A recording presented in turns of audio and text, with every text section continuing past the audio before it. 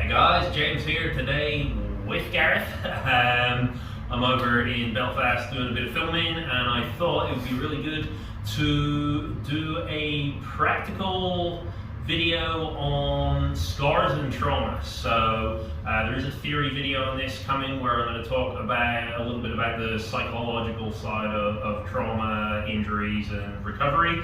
But one of the really cool things in terms of treatment that you can apply to yourself is to do with touch and just seeing how that is actually affecting your body. So we're going to be looking at something called the primary touch pathway.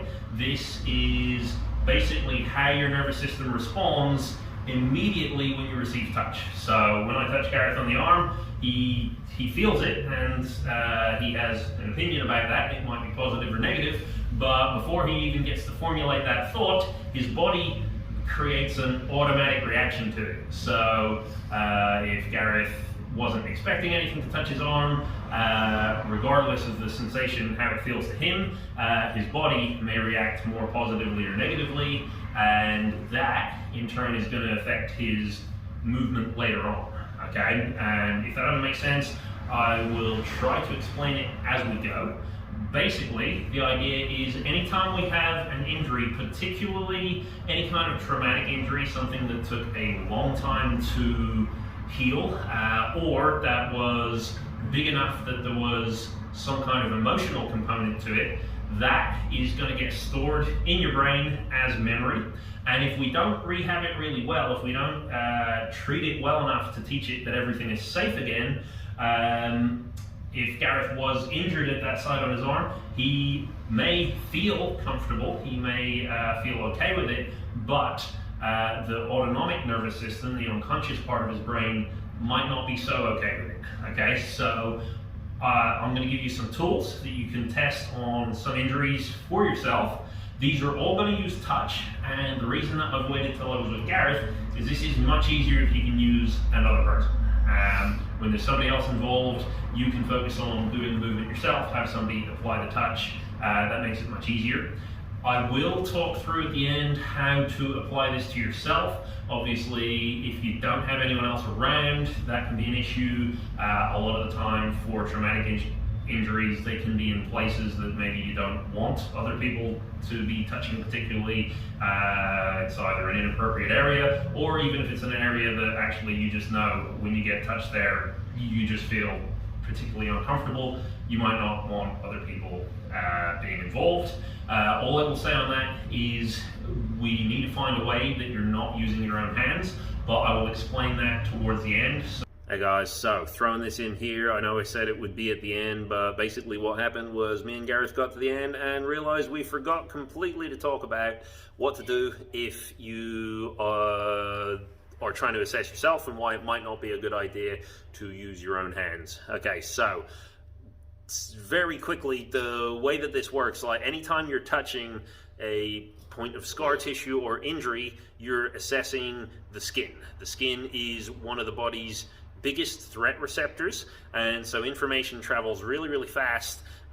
When you touch an area, it inhibits all of the neurons around it, and you get a really strong signal of what's going on in that area.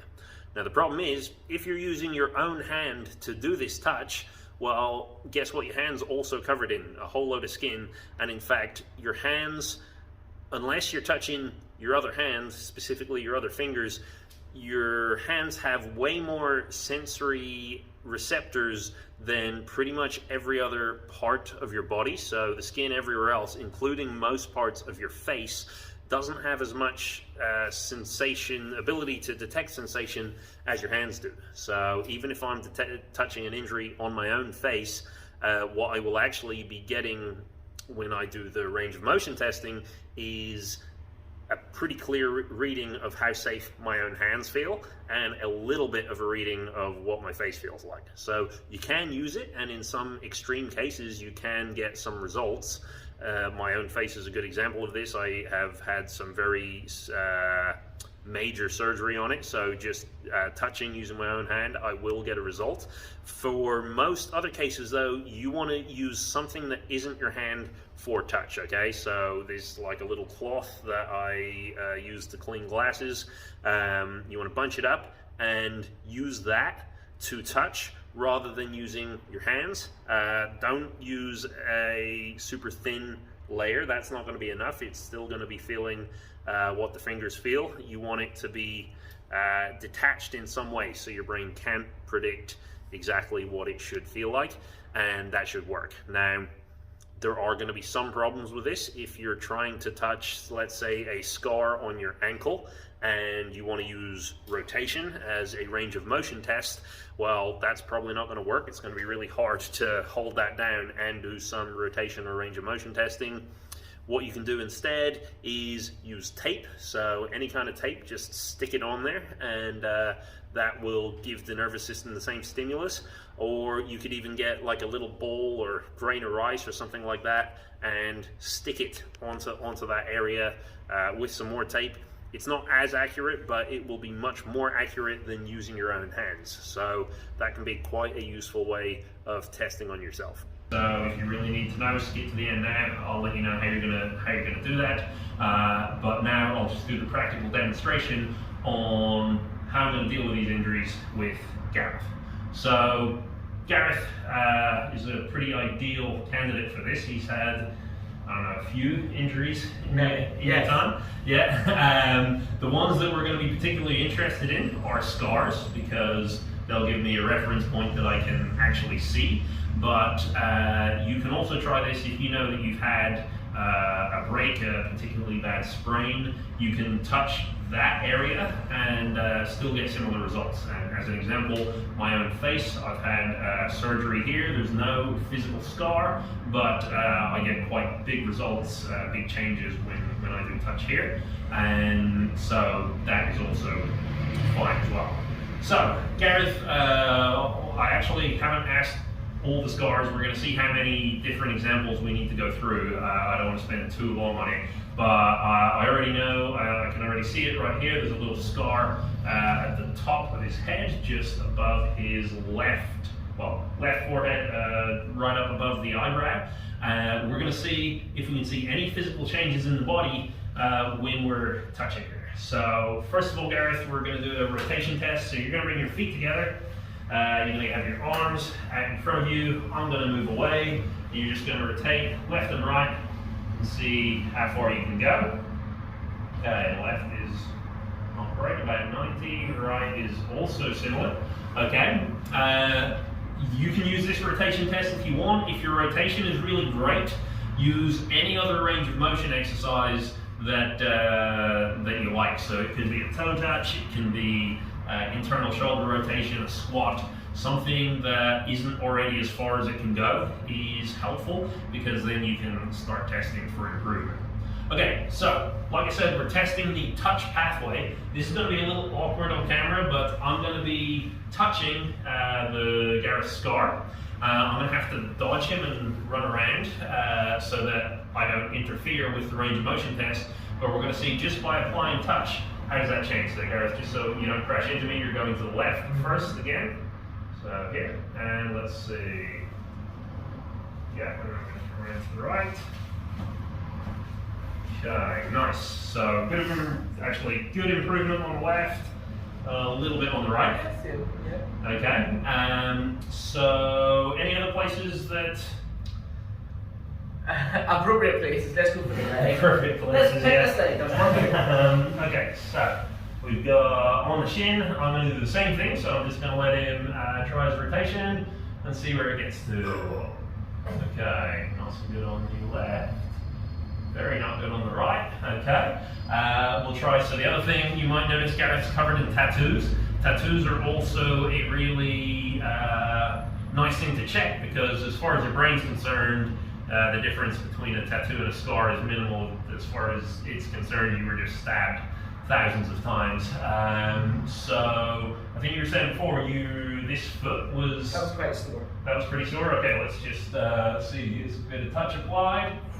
Go further on the left. Ooh, worse on the right. Okay, cool, cool. All right, so we've had a couple of differences, not huge, but on the foot tattoo, movement was a little restricted. So I think that's a pretty good sign that touch in that area is causing some kind of a stress or threat response. We might come back to that a little bit later. Touch on the scar at the top, let's just try that one more time. That seemed to be the best one, so better still this time. Yeah, that's showing a little improvement on the left and the right. So we're going to stick around here for a little while. One thing that we're going to do, once you've established that touch can be helpful, another thing, the next thing that you can do is figure out what kind of touch. So a couple of different tools that I'm going to be using. Number one, we're going to look, where is it? We're going to look at some vibration. Okay, so we're going to do the exact same drill. We're going to use this little tool. This is called a Z-Vibe.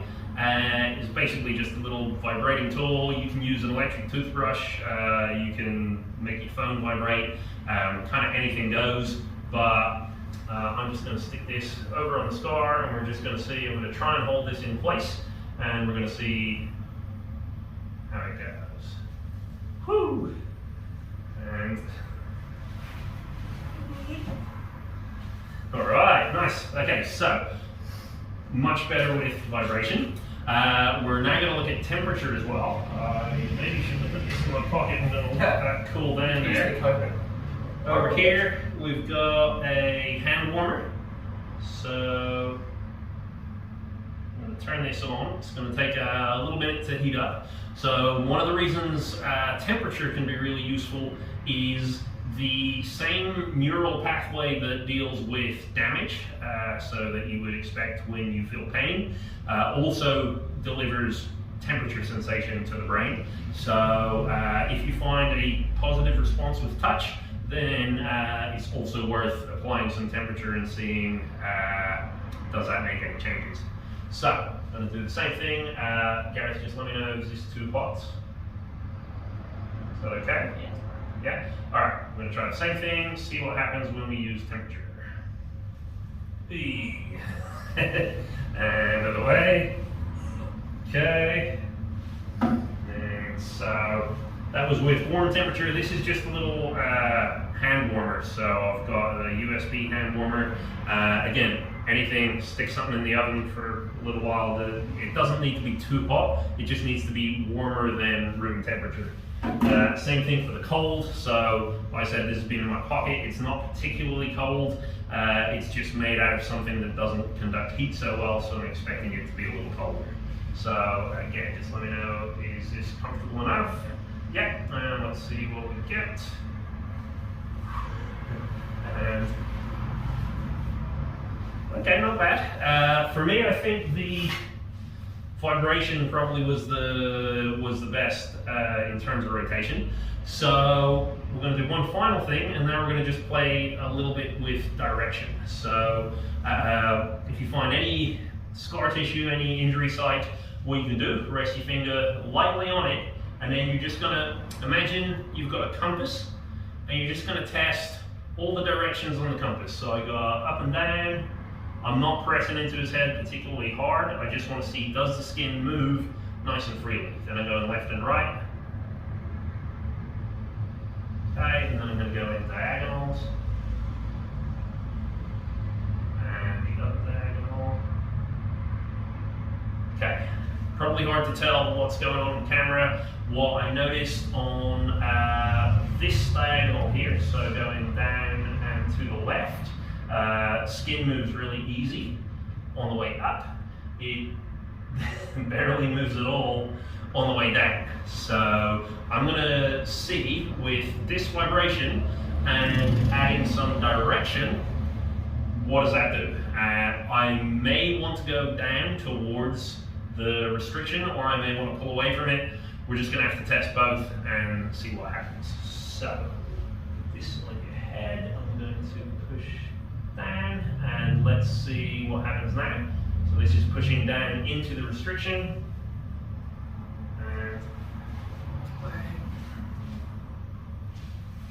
Okay, just relax for a second. Pretty good, I think, better than no direction. And then I'm going to pull back up and we'll try the same thing.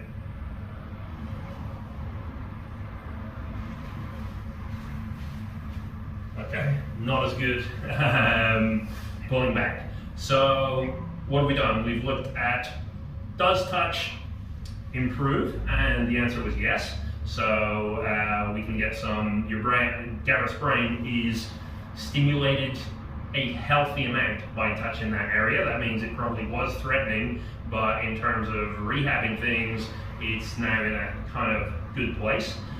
What can we do with that? Well, if touch is working, we can just get a bit of tape, a Band-Aid, a plaster, kinesio tape, and just tape something, grain of rice, a bowl, anything over that spot, and just have him move around, go through all of his mobility drills, go through his workouts, and just get the brain used to having that touch stimulus while he's training. Since we know that vibration helps, and since we know that this particular direction helps, then we might want to say, actually, outside of that, as a rehab drill, we just ask him to hold in this position, and I'm just going to chill out for about a minute or so, just so he gets more of the stimulus that his brain actually seems to enjoy. And then after a minute, we'll see, does that rotation carry into when I take it away. So, don't actually know how long a minute is, so I'm going to call it there. And Gareth, if you just test out your rotation and see, yeah, all right.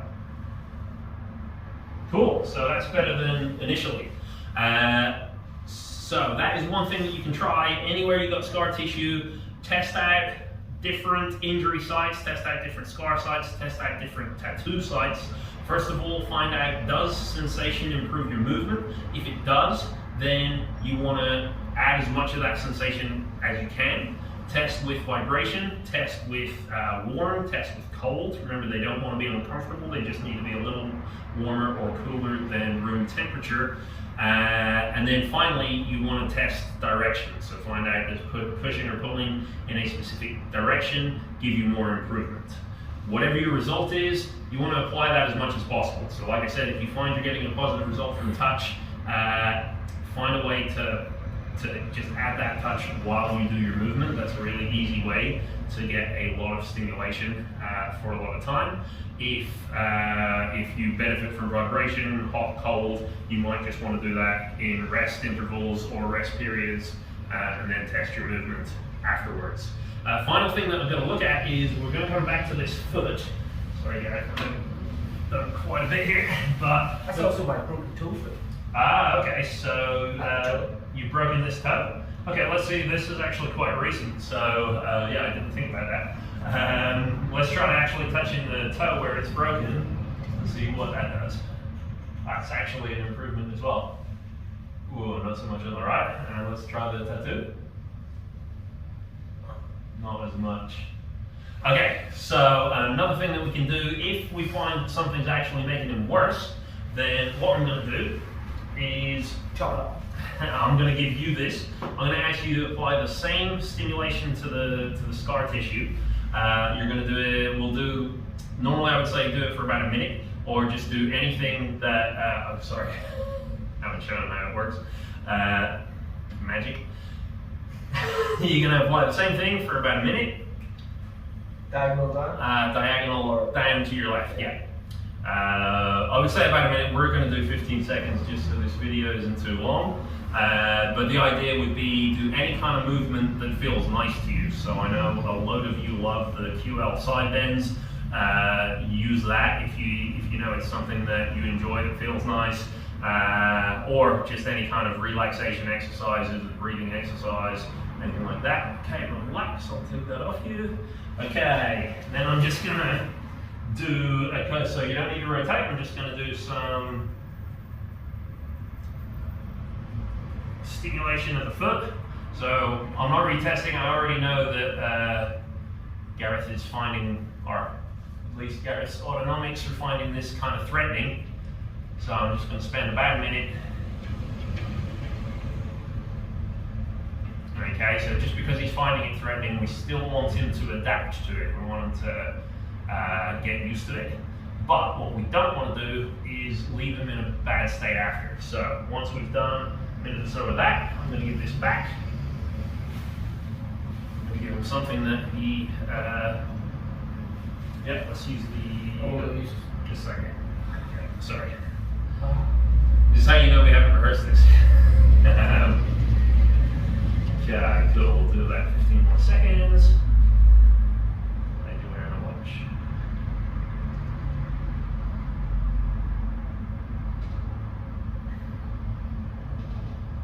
Okay, cool. And we'll do one final retest and we just see as a, there we go. Okay, so he wants to be leaving with actual improved range rather than leaving his body kind of uncomfortable. Okay, gonna leave that there just because I didn't want this video to be too long and we've got a couple other things to be getting on with, but I hope that made sense. The final little bit, remember you don't need to find two separate points of scar tissue or injury. I was just doing that because I knew his body enjoyed it. You can do that with any kind of movement. Like I said, the QL side bends, you can do a split exercise, a breathing exercise, you can, anything that you know your body enjoys, do it and just sandwich the exercise in between if your brain is finding it threatening. But yeah, let me know if you got any questions with that.